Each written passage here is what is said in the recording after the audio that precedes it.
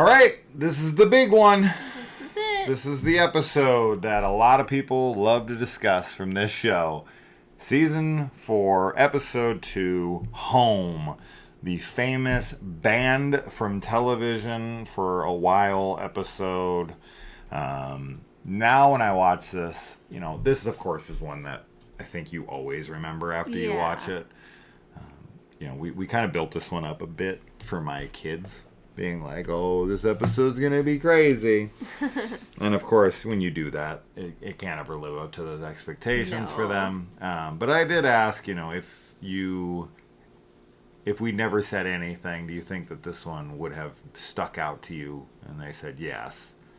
Just because of like how crazy it is in comparison to other episodes. So, it still has that effect. But kids now are definitely desensitized to a lot of things. That's true. But yeah, inbreeders. Yep, this is an episode that I remember vividly from my childhood. Yeah, this is very super dark. The Hills Have Eyes meets Wrong Turn meets The X-Files. Yeah. So yeah, we've got the what are they called again? The Peacock family. Mm-hmm. Yeah, the good old Peacock family. So we get this opening with the freaking inbreeders burying a live baby. Awful. Gnarly. And they're like out in the rain and it's all dark and they're crying while they're burying it. It's like so dark. Yeah. And I mean, the episode Home is named after the fact that this place is in Home, Pennsylvania. Mm-hmm. Also, it's about, their home. Of course. In Home. Right. And Home. Yeah. And another fun little home thing here is that the opening of this episode literally starts with a shot of home plate in baseball. Oh, yeah. Uh-huh. So a lot of home references in this home episode. Home stuff. So yeah, that opening where the kids are playing baseball and they they hit the ball over into the house or that's the very yard. That's very Sandlot. Yeah. Right. The beast ate him. He ate him bone and all. It sucks that they have to play so close to it because it's just like it literally is right next to their property. That's where the Sandlot is. The Sandlots are always near the town spook house. Yeah, that's how it happens. That's just how it works. So yeah, they find the baby buried out there. Yep.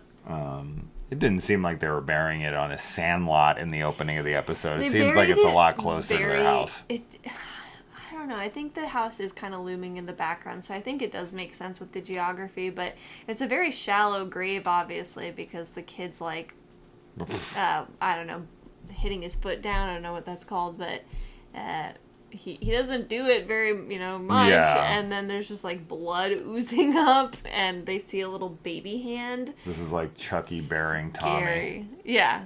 It's 2 inches deep. Uh-huh. Yeah. To be fair, Chucky is a tiny little doll, and digging a hole for him is pretty tough. You've got 3 inbred freaking monster men who I feel like could dig, a 20-foot hole in an hour. So they don't really have an excuse for why they don't bury it very deep. I don't know why they don't bury it very deep. Yeah. And in doing so, maybe the rain pushes it up. This is what brings This is what brings Mulder and Scully onto the case. Yep. So Scully is taking the forensics of this baby's exhumation very seriously, while Mulder reminisces about his days as a baseball player. It's funny. It's very I don't know. It's charming because Mulder's pretending to throw the ball and kind of striking these poses, and Scully's just off, trying to, as you said, be more serious and.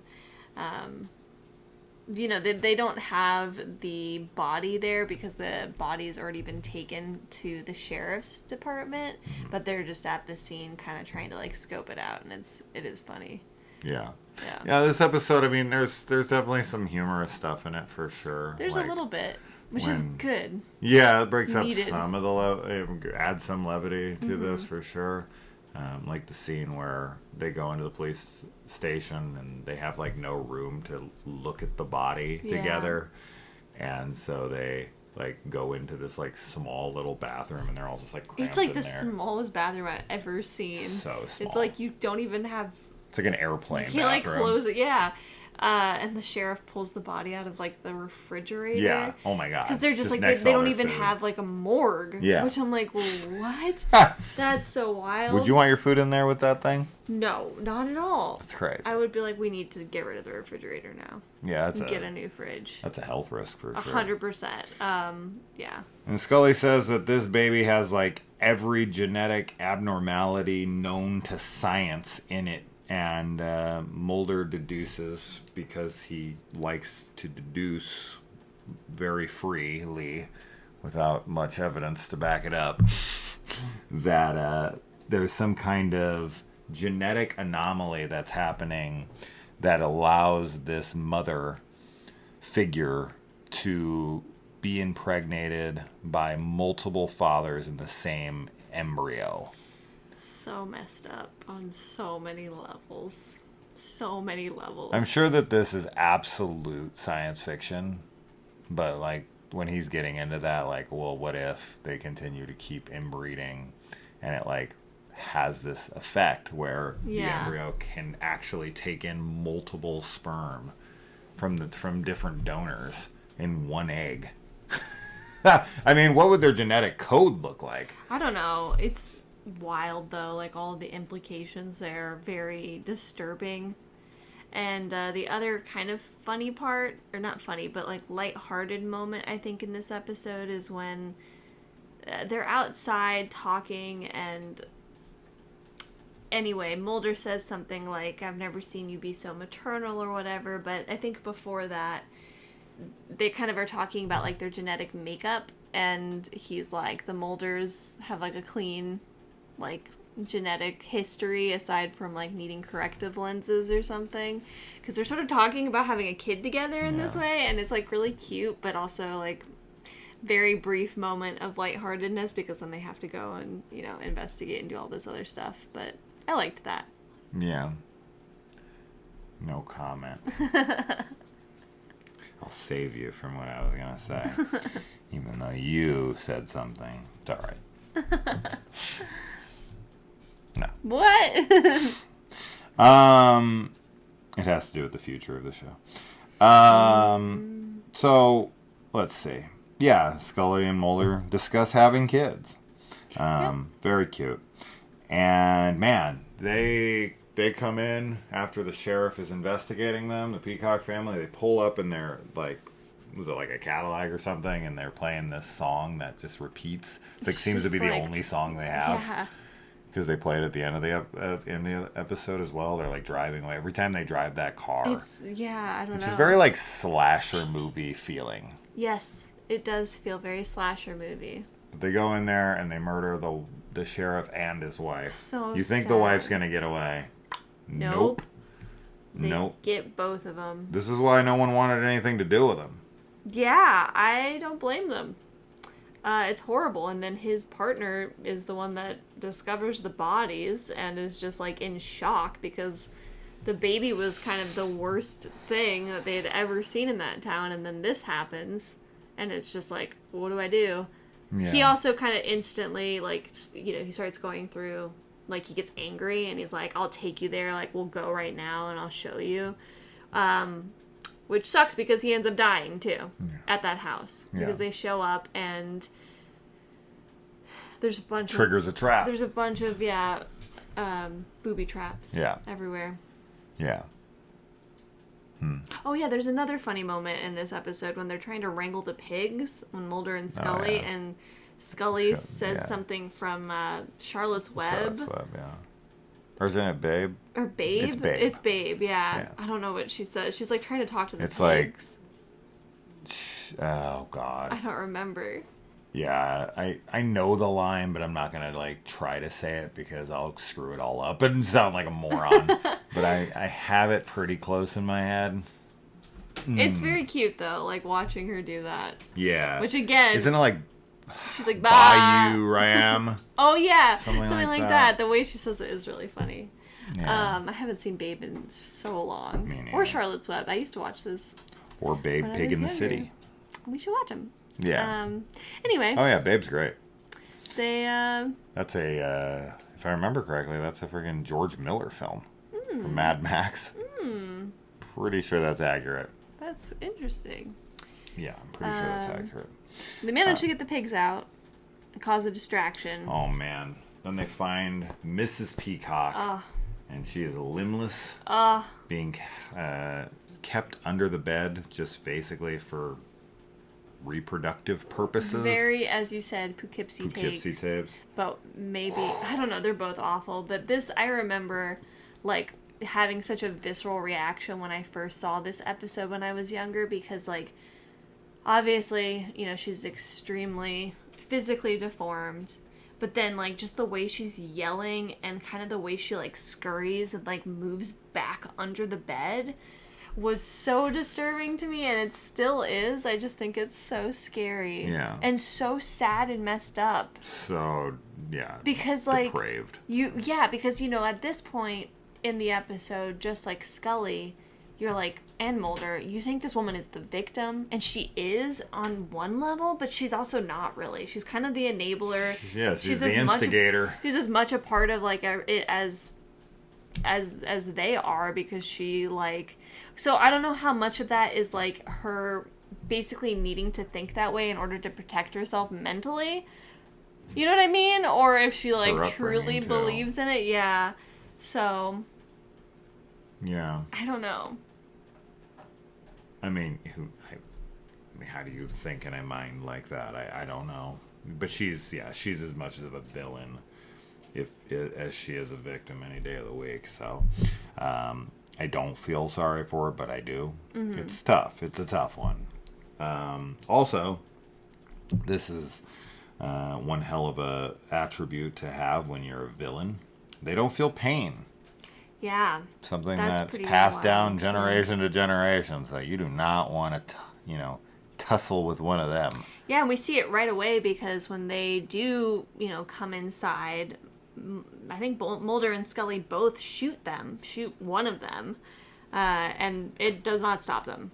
No. Like, they literally don't even feel it. Flinch. Obviously, they still have the effects of being shot, of course, but like not feeling pain. I feel like pain is the main thing that would stop you from doing anything. Outside of blood loss and organ failure, right? Once you start to collapse because your body genuinely can't push it forward anymore. Yeah. I mean, pain is definitely what stops you, but they don't feel it, so they can move on. Crazy, scary. No, thank you. Yeah. And then, they kill a couple of them, but one kid and the mom get away and want to start a new family in a new town. And they do. They do get away. They do. They escape. She's in the trunk. Yeah, they might be in your They might be in your backyard. Who knows? It's... I don't know. At what point... Because, like, they're already at this, like... Like, where are they going to get a house? How are they going to get a house? They're going to go out on the market. Do anything, yeah. Shop for a house together. He's... Like, this is my mom. he can't really like function. Yeah. And also, I hate to be that person because I hate when people are treated differently for their physical appearance, but it's like they look so absurdly monstrous. Yeah. Unfortunately. Yeah. I think that's crazy. I think what really what would happen is they'd have to go find some like old couple and he would have to kill them. And they would take their house, or like, find somebody that they could kill and steal their house. But what I was going to ask... You can only do that for so long. You'd have to continue to keep doing that for... Yeah, I mean, you'd have to make sure that person had no friends or family. Like, they would need to literally be like a recluse that nobody knew about. It's also possible that they have extended family. Yeah, maybe they do. And they're just going to another house that they have set up, another Peacock family house. That's totally possible. I mean, they've been inbreeding for... generations. But I was gonna ask, so like at what point, because they're already like they literally can't even have kids because the children, and maybe it's because it was the 3 sperm and that's why that baby didn't survive, and maybe with just one son doing it, maybe it has more of a chance, but it's like, at what point do they become not able to function at all? You know what I mean? And they're getting there. I know. They're getting there. Yeah. But these are the kinds of people that would also be claiming, like, we want pure bloodlines and the master race. So insane. So insane. We're the perfect specimens. Nature has literally put in a, restriction. You don't do that. You don't inbreed because there are genetic health risks, and it's just not good. It messes with your brain too. Yeah, I mean, you're meant to procreate with other outside of your lineage, which, I mean, to be fair though, I mean, it's a statistical certainty that if you go back far enough, pretty much everyone's related somewhere. But that doesn't really matter now. But if you get farther enough along and you're diluting the inbreeding process, if you're only 0.1% related, I don't think that's going to matter. But if you're 50% related, that's going to obviously have a huge... And, not always. Nature loves novelty and variety, and it rewards those things, I think. It's why, if you ever have purebred dogs, too, they always have tons of health complications, and they're very just not good. But then when you get mutts, they always have, strong immune systems, and, they live a long time. And that's the same thing for people. We do better when we have all of that genetic variety in us. You know what inbreeding really brings you? It brings you blue eyes? Joffrey Baratheon. That's what inbreeding brings you. You want Joffrey in the world? No. Then inbreed. Cersei and Jaime Lannister brought you Joffrey. Boo. Yikes. Yikes forever. And yowzers. No thank you. Okay, that's that. So, we'll see you in the next one. All right.